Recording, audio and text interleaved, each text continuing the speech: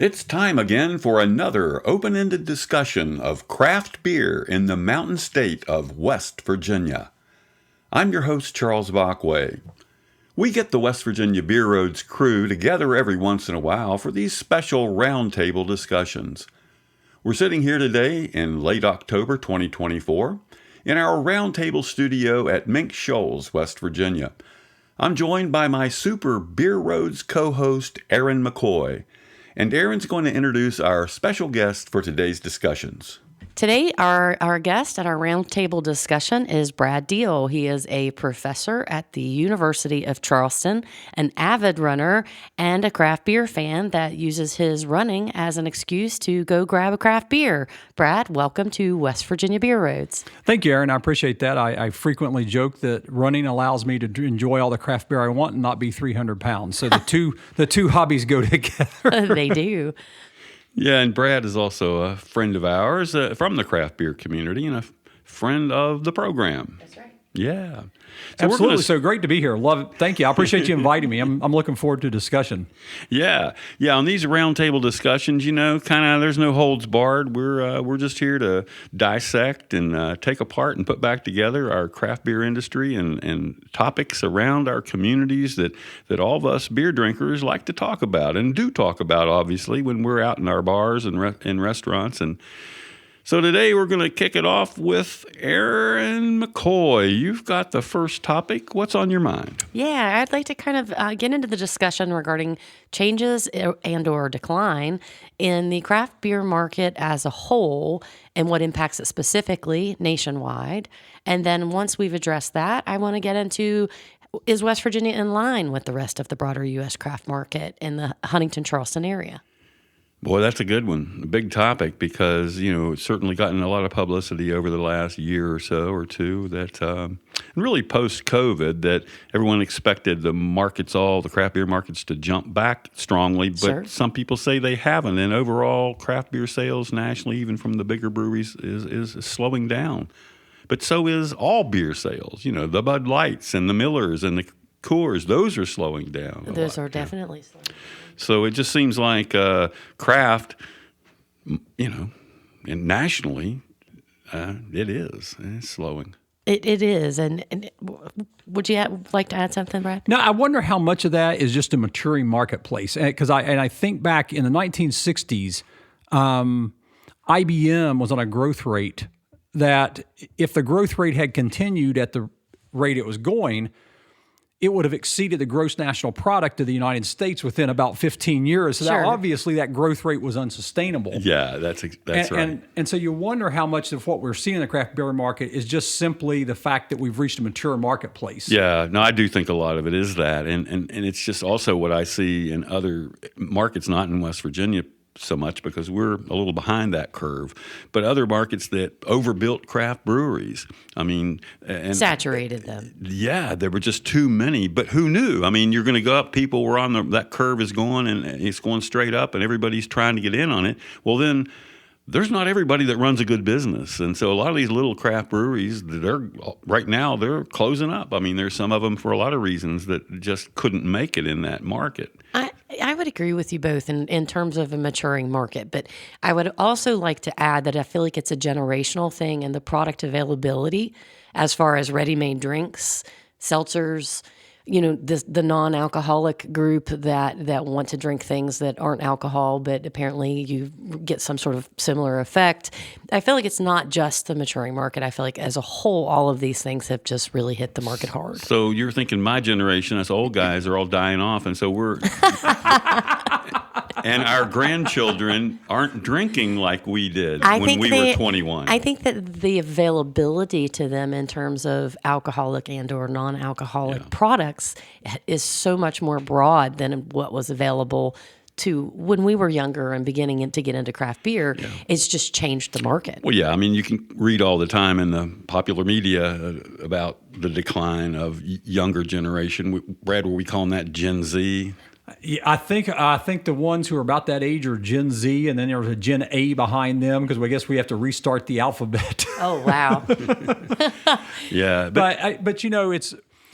I also wonder if there are areas that can be grown in the craft industry. For example, I think of the really tiny breweries, not microbreweries, but nano breweries. And we got one, it's called Nano Brewery in Charleston. Right. Clendenin Brewing. And both of them seem to be doing fairly good business.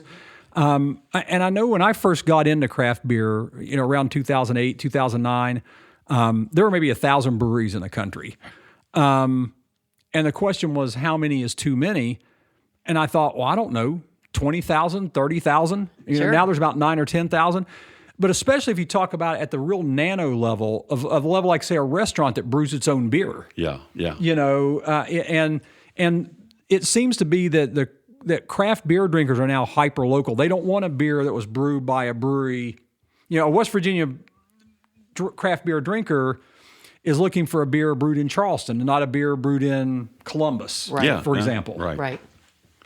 Yeah, certainly that trend, the localization of craft beer, that's been big. I mean, that's how we got to 10,000 breweries, because people wanted local beer and they supported local beer. So us drinkers have been shifting away from the big national brands, and I think that is continuing. And I think, but yet, to some extent, nationally anyway, we're still losing overall sales, it looks. I mean, it's flattened out. I don't know if it's really dropping much, but it's certainly flattened out. Yeah, and in terms of West Virginia, as we previously mentioned, we've been behind the curve, so to speak, in terms of the nation, in terms of craft beer. But I do think that we have seen an impact as a state in craft beer sales as a whole. I feel like they've been declining as well. I don't know about that. I mean, do you think that we've lost market share on craft I here? don't think in a huge way, but I don't think I don't know. I haven't seen guess maybe West Virginia. losing it is probably not the best way to actually term that. Maybe it's better to say they're not seeing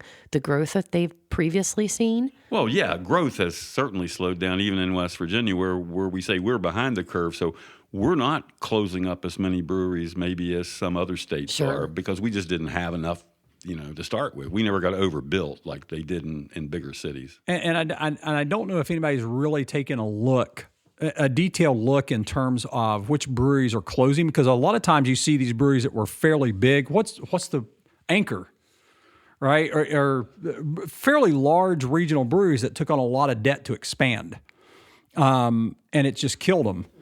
Versus, again, your local breweries. Yeah, there's all kinds of situations. Each one is probably somewhat unique, but I guess, you classify them and lump them together. They aren't able to make it like they could a few years ago. So we're seeing, some of those breweries close. It's weeding out the weaker businesses for whatever reason they got weak. It isn't just that the young people aren't drinking. It's probably much more complex than that. Yeah, and I don't know of any. That would be something interesting to look into, from an academic level, as an academic, of whether or not there's any kind of pattern to that. Yeah. And I don't know the answer to that. Yeah, and I haven't seen that exactly yet, like the pattern analysis as to how all those closings across the nation have happened. But I think our audience is much more interested in what's going on here in West Virginia. Sure. Yeah. I would note, though, that if you go to... And I didn't get to as many festivals I wanted to this year, but I got to Rails and Ales. There are not a lot of younger people hanging out there. No, you're right, and I do notice that at festivals, right? So it's, and I noticed from when I started, first started going to festivals a decade ago, it seemed like, and it's just my perception, it seemed like the crowd was a younger crowd than it is now. And maybe that's just a perception and maybe not reality, I don't know. Well, getting back to this topic of how much is too much when it comes to craft brewery tap rooms in downtown Charleston, we now have 3 that seem to be right in downtown that seem to all do business. Now, I don't know if they're happy with the amount of business they do.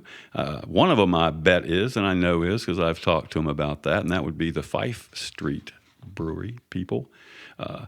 They seem to be doing well. But, there's a limit to, as Aaron, you're saying, and Brad, too, that we don't see as many young people choosing beer or craft beer, or maybe they're just not choosing any alcohol beverage, but there's a little less coming up through the pipeline. The customers in the pipeline. So we now have two other groups that I've talked with recent months that are interested in opening other brewery tap rooms downtown. Well, that would put 5 brewery tap rooms in a downtown area. To me, I'm just wondering, is that going to split that market up so much that no one has enough business to be happy? Or will it have the opposite effect of, wow, there's so much going on down here, and draw people in? There's 5 tap rooms in Charleston. Which way is it going to go? Man, Yeah. that's It's an interesting question. That's pure economics right there. that is a great question, Charles.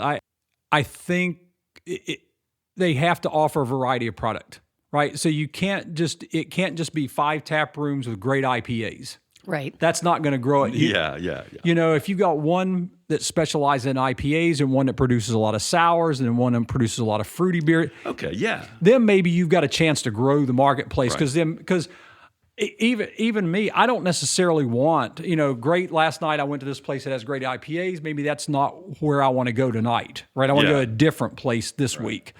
So I think to the extent that you can provide people with some choices, that it has an opportunity to grow the market, but if it's sort of there are 5 places doing the same thing, then they're going to split it up. Yeah, no, that's what worries me, because in the past I was always, we need more, because when you only have one brewery in a town, downtown, it's like having none almost. Sure. It just doesn't create enough interest in, with the market that it draws people in. Now that we have 3, we've seen a big difference in the amount of craft business downtown. Those 3 places on a weekend can all be busy. And, so that's triple maybe the business that we had a couple of years back before we opened 2 new ones. Well, and I think you can have, beyond just the craft beer, if they can have some good food. Well, that's a good point. Which helps. It does help, but not all tap rooms and or breweries are going to offer food. They may stick to just beer. And I know that as a business model, that can be a problem. Oh, sure. Yeah. Well, you have to figure it out, though. That'll be interesting to see. I'm not saying that those other 2 people that are talking about opening tap rooms and breweries in town are going to do that, but we'll find out here in probably the next year. We'll see if that happens. And with the way that people are more hyper local about the beer they want, will a tap room be as successful as a brewery itself? Or an extension of a brewery. Yeah. Instead of a brewery that's brewing local. Right. I don't know the answer. I don't know. Yeah. Well, it seems that in at least so far in our area, the one that we have in Charleston, and that would be the Short Story Brewing's tap room in Charleston. They don't make beer, but boy, it seems to do pretty good business. I don't know. It's not packed all the time. I think it's going to be an interesting question. Man, if I could predict the future, I'd be living on a Pacific island somewhere, right? Wouldn't we all? But I really do think that to the extent that they can offer some different product, they'll have a chance to all be successful. But to the extent they're selling the same thing, they'll split the business up. Well, Brad, that brings us kind of up to another topic that I think you're going to introduce to us, and that might be a little bit about craft beer marketing from breweries. Sure. So this popped into my head a couple of years ago. Ross down at Bad Shepherd had brewed a beer, and he'd aged it in wine barrels, 12, 18 months, and the beer was fabulous. It was a terrific beer. And it was on their menu with like a 1-sentence blurb. No hype about it at all. And one of the better beers I've had in the state of West Virginia. I mean, it takes a lot for me to take a sip of a beer and go, wow, this is really, really good. And my first sip, I was like, wow, this is really good. Yeah. And there was no hype around this beer at all. And I don't, there are a couple things I don't see West Virginia breweries do or see them do very little. One is I don't ever recall a brewery in West Virginia doing a beer release. Like a big hyped beer release. We're going to brew this beer. We're going to brew this 13% Imperial Stout once a year, and we're going to release it on this day every year. Yeah, it's a special release. A special release kind of thing. Absolutely. And I think you're right. And I've pointed that out in the past that's something that I really haven't seen. And I've even talked to brewers about that. Why don't you maybe do an event around like this? You can't do them with every beer you do, but sure. 1 or 2 big special ones. Yeah, why not? Yeah, a big release party with a beer, 1 or 2 beers every year, or various. I mean, Weather Ground does a pretty good job with sponsoring some events. And they have some festivals that they sponsor. But I don't know that it's I don't know it's around a particular beer release. I just don't see that from West Virginia brewers. And the thing is, if you can build hype around one particular beer, people will perceive the rest of your product line as being better. Right. It's like the rising tide lifts all ships, right? Yeah. Sure. I just don't know why they're not doing that. Yeah, I don't know either. Aaron, do you have thoughts on advertising and marketing and promotions at breweries? Yeah, I would agree with Brad. I don't think that there's a huge push in terms of marketing or advertising in particular for our local breweries. They tend to stick to their sort of social media pages. It's sort of very uniform. There's not a whole lot, like Brad said, there's not a whole lot of, hey, we're doing this special thing.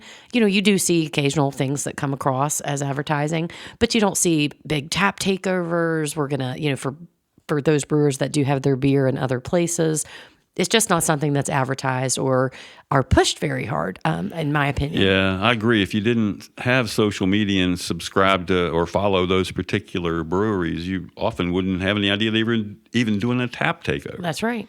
Yeah, like Kenny at Nano Brew has done a couple of Firkins, but you don't hear about that very often. And I know there's a brewery in Columbus that did a Firkin every Friday. They call it Firkin Fridays. Sure. So every Friday they release a Firkin. They do a Firkin, and then it drew a crowd of people in. Yeah, well, there's a lot of ways, certainly to market, and I've talked to local brewers about the lack of advertising, and most of them, the response is pretty much the same, is that they just feel they're too small to pay for advertising. Well, which I can see that. It's hard for them. There's got to be some way around that. Well, yeah, there's other kinds of marketing that aren't paid advertising. It kind of reminds me, a thought crossed my mind. We had siding put on our house a few years ago, and the siding, the person who did it was the worst salesman I've ever seen in my life. And yet you bought siding. Well, I knew he had to be very good, because if he was that bad of a salesman, and he stayed in business doing siding, he must be very good at it, because he's a terrible salesman.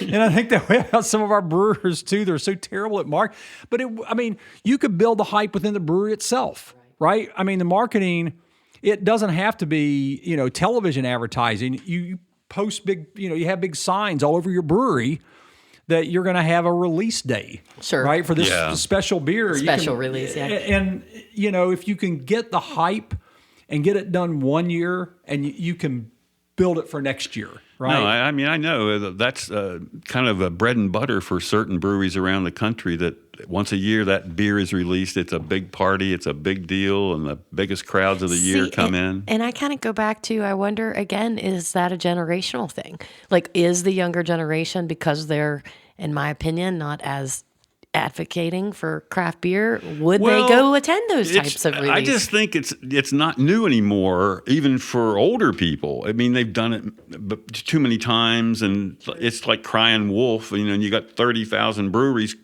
crying new beer. Unless you get a really good one. Well, it's hard to even know, whether that one's going to be that good. Now, you may have your favorite brewery and stuff, but again, even then, the younger generation that's coming up, they're looking at it like, well, that was something my parents did, and it's not the thing that we do. Sure. I mean, it could be generational, a disadvantage, at least for, on a generational basis. I don't know. Yeah, I don't either. It's just, I don't know why they don't make a bigger deal out of some of the really good beers, and why why I don't see breweries doing release dates. Yeah, I'd love to see more of that myself. So. And more advertising and promotion of all sorts at the brewery level, and not just Facebook and Instagram and stuff like that. Yeah, absolutely. I mean, you've got a captive audience. Advertise to your captive audience that's already sitting there in front of you. Well, guys, the Elk City District on the west side of Charleston has 3 beverage businesses, 3 alcoholic beverage businesses, a brewery, a distillery, and a meadery. And I'm wondering why the city of Charleston has not invested in promoting some special beverage districts over there and events in that area, like they have downtown with Brewers Row. I mean, why aren't they doing more in Elk City to help those businesses grow? I'm not sure either one of us are going to be able to add to that because I think we both agree with that question. Well, I Because know, and there's none of us are Charleston residents. Well, no, we're non-Charleston residents, so we none vote here. No, but I work in Charleston, and my wife is on the Business Improvement District Council for the Central Business District in Charleston. So I don't know. I don't think Elk City is included in that. Right? Yeah, they're probably not. So they're not. They're probably Elk City's probably not included in a Central Business District. I don't know, and it's one of those things where, as somebody who studies politics, is what I do for a living. It seems to me that the starting point of that is for those businesses to be talking to their city council representative. And that's a good place to start that conversation. But the other thing you do is you got to get those businesses operating with each other. So they got to cooperate. Instead of one business saying something, you got to all three of them, going in together and advocating for themselves and talking to the city council representative, whoever that is for that district. I don't know who it is, but talking to your city council representative and say, hey, we want the city to designate something like a special brewing district for Elk City, like the way you have with the Brewers Row downtown. Yeah, it wouldn't be brewers because they're a distillery and a meadery and a brewery. So they have to come up with a more creative maybe name. But it not doable. I mean, they certainly could come up with absolutely. something. Something, yeah, to designate a special district for those beverage companies, yeah, almost, to benefit. Yeah, and push it like they do right in town. Yeah, and with events, which I don't know, that's not all straight city money that comes in and does all that promotion downtown with the events and the bands, but I don't know, whoever's doing that, maybe they would also expand some of that more to the Elk City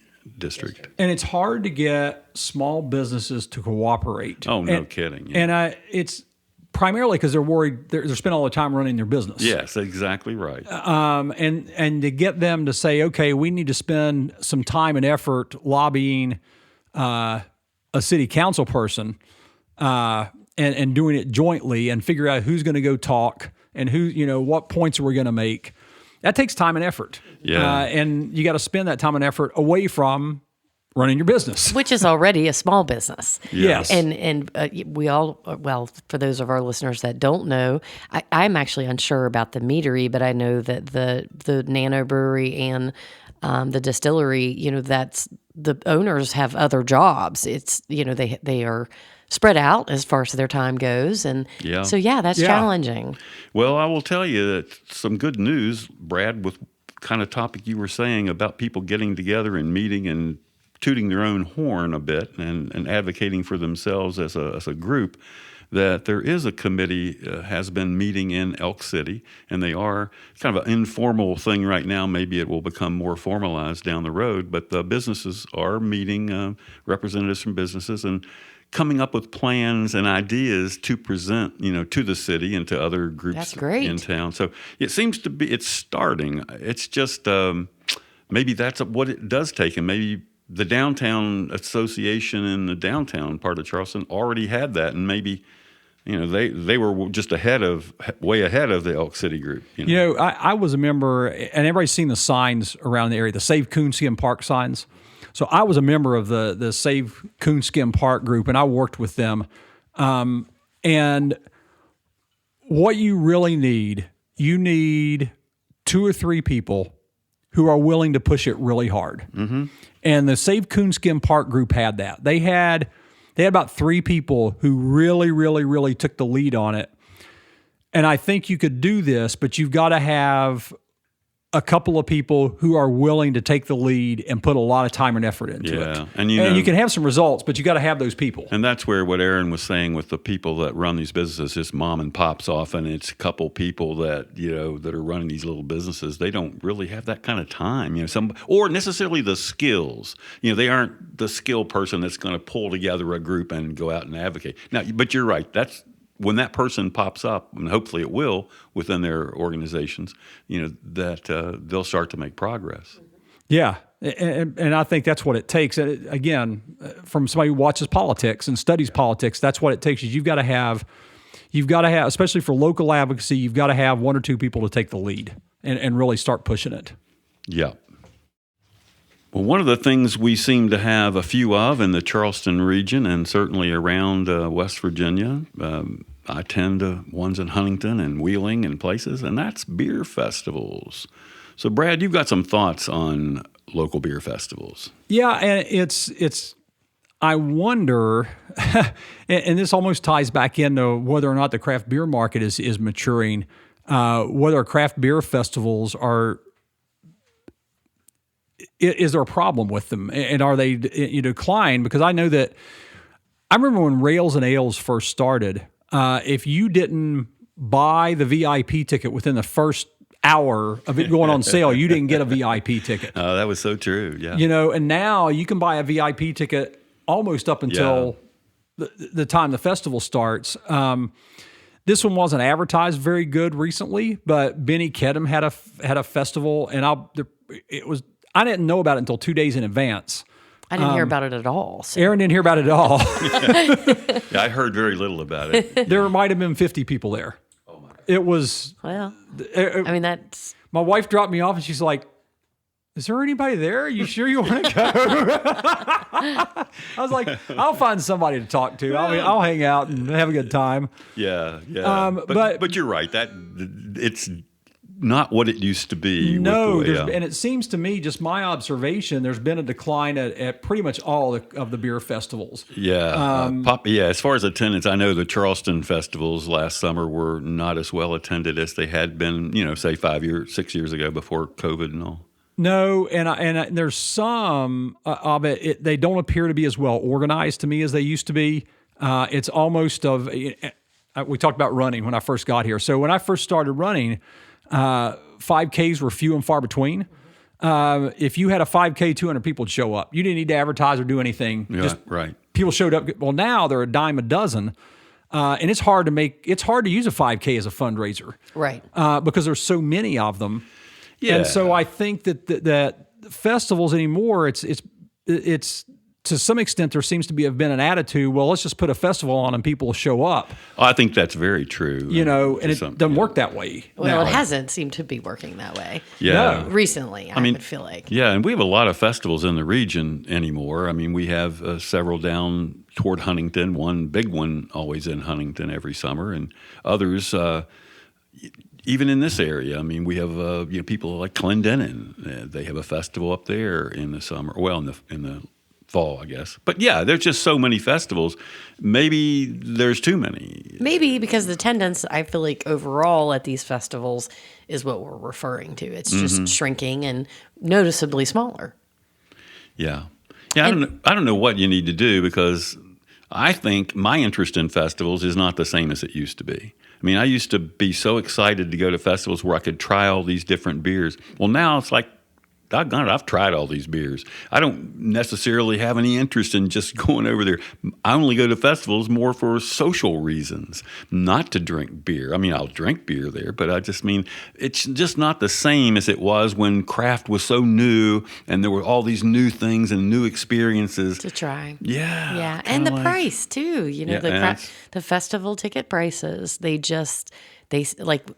obviously most of us have inflation and expenses that just keep increasing, and I imagine that goes hand in hand with festivals. But it's a lot to pay $70+ for a ticket. Yeah. Well, for one person. And they call it now. They've quit calling it VIP. It's just early entry. But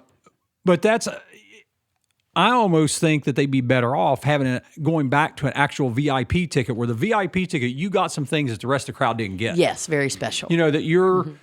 You'll plunk down the extra coin because they're going to have some beers that nobody else gets to taste. Yeah, and I think there's still some of that at these festivals. Sure. I know Rails and Ales Festival had some special beers that kind of you were more guaranteed to get if you came in early to the VIP, because then they would run out by the time the big crowd came, and they wouldn't get necessarily those beers. Well, Except that they had it all spread out. Yeah. Instead of one It tent. was instead of Oh, a that's VIP true. tent in Yeah. one location where you could go get all those special things. And so I think you're making a good point. Yeah, it depends on how they organize the festival. And I think some of the ones, like the one we just had, the big one on the west side, October West, their VIP thing was kind of pitiful.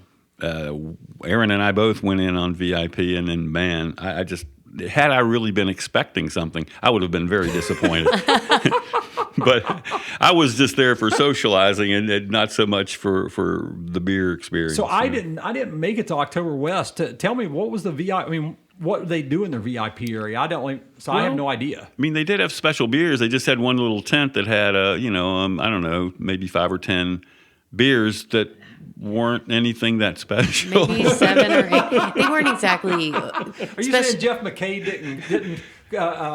Oh, not Jeff. That wasn't his festival. No, he wasn't the one that was coordinating the beers The that festival you got. there. No, I think it just maybe they didn't have the VIP area planned like they should have in terms of from a craft connoisseur standpoint. If you're going to pay extra for a VIP ticket, like we said, you're going to want to get a sample of a beer that is special. It's VIP for a reason. It's not something that you can get throughout the night. It's something you're paying extra for. And it just didn't really seem like that was the lineup for that. I think of one I went to several years ago, Nitro Ales and Wagging Tails. They're still doing it. And they're still doing it, but they had a VIP the year I went.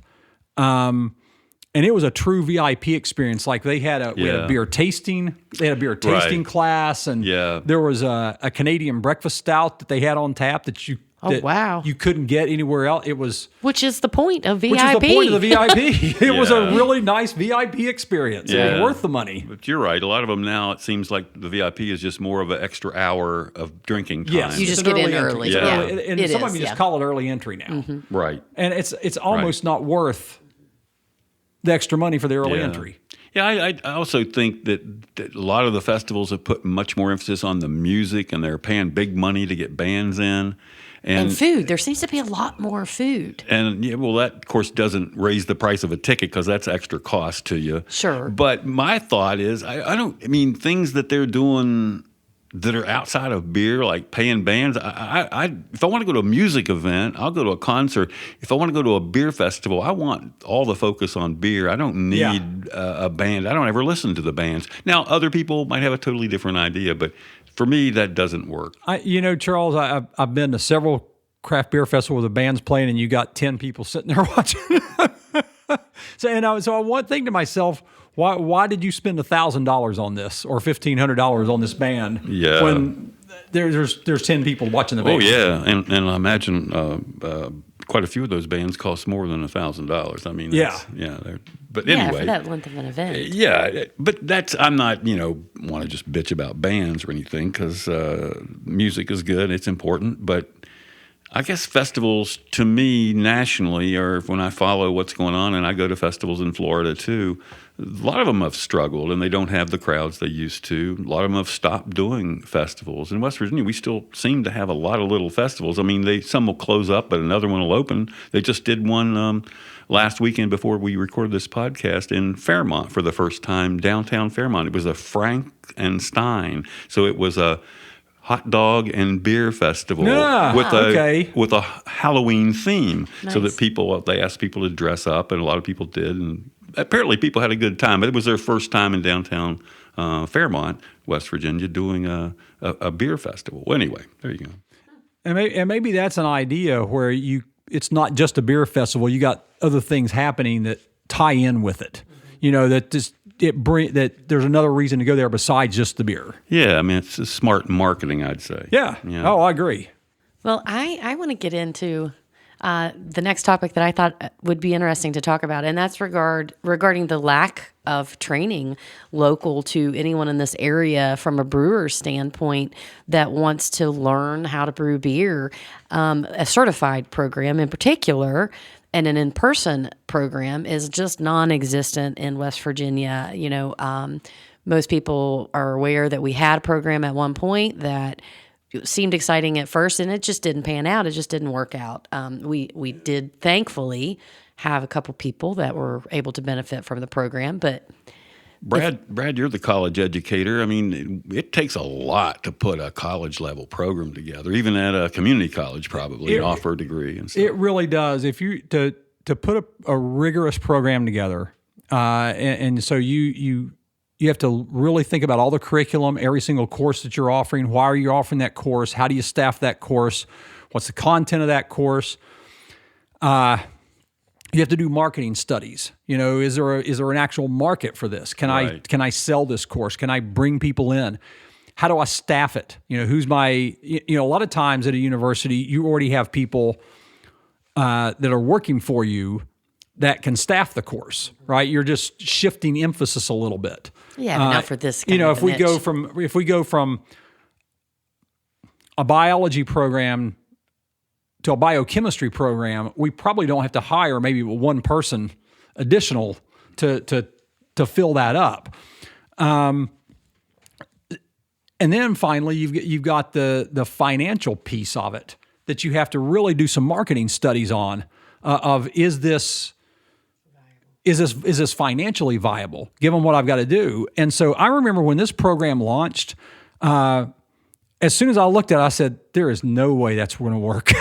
And you're talking about the former brewing program that used to be in the Kanawha Valley at the community college. At Bridge Valley. As soon as I looked at it, I said, there's no way, because for a couple of things. An associate degree, right? Yeah, for one, it was an associate degree instead of a certificate. Mm-hmm.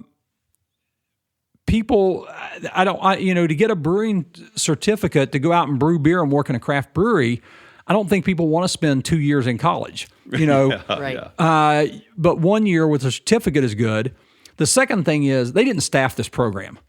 I'm looking at who's the professors that are teaching this, and they didn't staff the program. They didn't hire a really qualified brewer to run the program. They needed to hire someone with at least a decade of experience to run the program, and they didn't do that. They didn't have the equipment. And they need equipment on campus. Right. That's another issue that any kind of brewing program is. You have to have equipment, which is an extra cost, in addition to if you need to hire a professor. Yeah, well, that's for a state our size where we have very few breweries and even fewer that need to support the programs like that, because a lot of them have no interest in hiring somebody from that program. They're just a mom and pop brewery, and they've got their own people, and they don't, they're not looking to hire. You have to have if you're in Columbus, Ohio, and there's 100 breweries in your community, we got 30 some in the whole state, and it's so spread out that to have a residential program where you have to go to a building to take classes, it ain't going to work in West Virginia. Even in Charleston, we got 4 breweries that they hire. As far as in the brewing side, what do they hire? Maybe 10 people, even probably not that many in the brewing side. So there's not a big market. And I think, what you said, when they've got to study that market to see, is there a need for it? Well, it's not the need, but is it financially workable with all the things you have to do to put a program together? That's really a tough nut here. Yeah, we've looked at that. For my program at University of Charleston, we looked at doing a new program at one point, and we developed all the curriculum for it and ultimately decided not to offer it because we did a marketing study. And we said, wait a minute, we don't think that there's a market for this program in this area. It's not, if it was a much larger area, we might be able to market this and sell it, but we don't think there's a market for it in West Virginia. So ultimately, we didn't offer it even after developing all the curriculum for it. So I just think it wasn't well thought out. But I'm with Aaron. It's needed. It is, and it's hard to get people to want to stay local, invest in our economy, say, "Hey, I'm going to open up a brewery," get excited about it when they can't do anything to get prepared for it here to start their business in terms of education. Yeah. I mean, I hear you. But that's kind of pie in the sky. There's probably a lot of curriculum areas that we can't do here that somebody might want to. There's just not enough people to make it work financially, is my thought. I think that's probably true. How do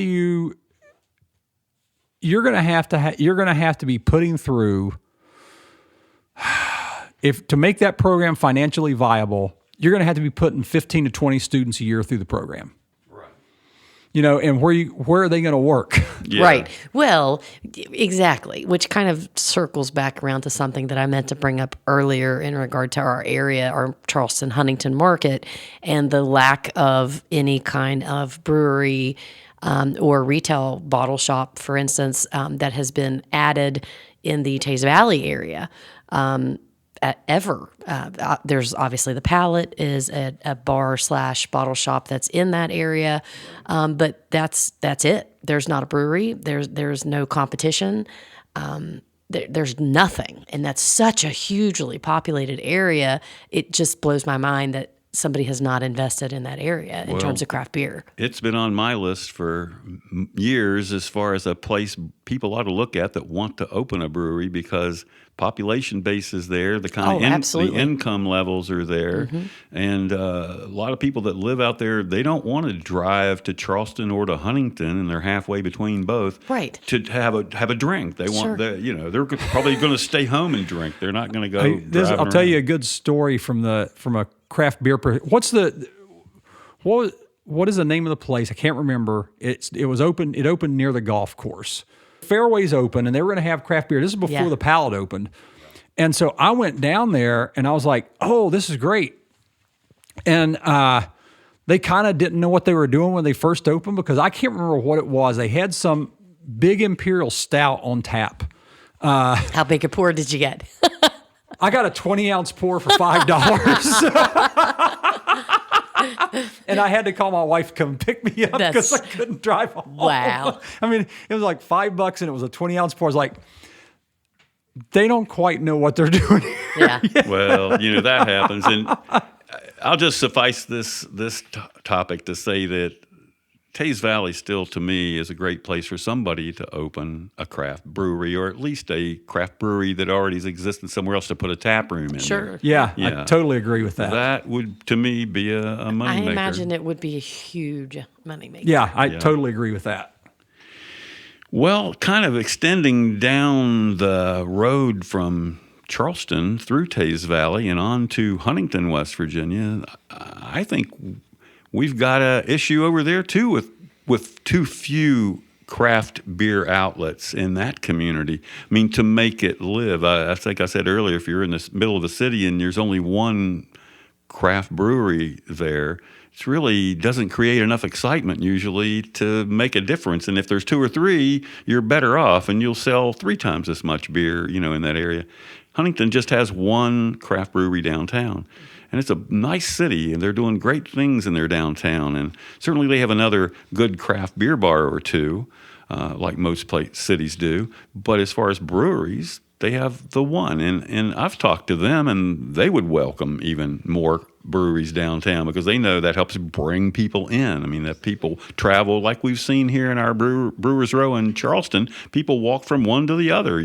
They travel between them when they're there. Oh, and make a special weekend trip just for that. Yeah, and they'll do that. Yeah, there's enough of that. There's enough critical mass that people will travel in from out of town to come to your place for the weekend. And anyway, I just wonder, anybody knows or has thoughts on why Huntington hasn't progressed even as much as Charleston has in that area. I have no idea. That's a good question. All I will say is this. I went to Marshall.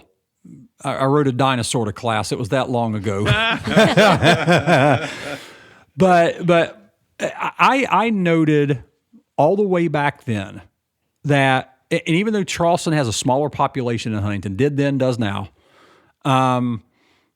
Charleston felt like a small city and Huntington felt like a big town. And it still feels that way. Charleston feels like a small city and Huntington feels like a big town. Yeah. Maybe it's just the wide avenues and streets they have. You think the layout has something to do with that? I think the layout has something to do with that. I also think that, at least for a very, very long time, I don't know if it's still true, Huntington was basically run by a lot of people with old money, right? That was really and they didn't want the city to change, right? They wanted the city to be just this big town. Pristine. They wanted it to be the big town that they loved. Whereas Charleston, you have a lot, this is kind of where the new money flocked to in the state. And so it embraced change. And I still kind of get that vibe a little bit. But, I mean, Huntington's done a better job recently. Yeah, I think it's really changing, or has Yes, in the I last agree. decade probably. Yes, I would agree with that. But still, they opened the one nice brewery downtown, the Peddler. It's a very good place, make great beer. And then just a half block away, you have Jeff McKay's Summit Beer Station, which is maybe the best beer bar in the state, certainly if you like imported beers or high-end imported beers. He does a great job. And, so they've got like that. That's been there for, a decade now, that kind of a seed, but a lot of times the craft beer market you would thought would have put in a couple more close by. Of course, we did in the last year have the Kerber beer people open in Barbersville. Yes. And Not downtown, but at least in the vicinity. It's several miles away. To me, I think you need them a little closer than that to build the synergy. Yeah, that's like not necessarily. That's like Charleston and St. Albans. Yeah. It is. Yeah. Right. It is. It's a great brewery. I've been there several times.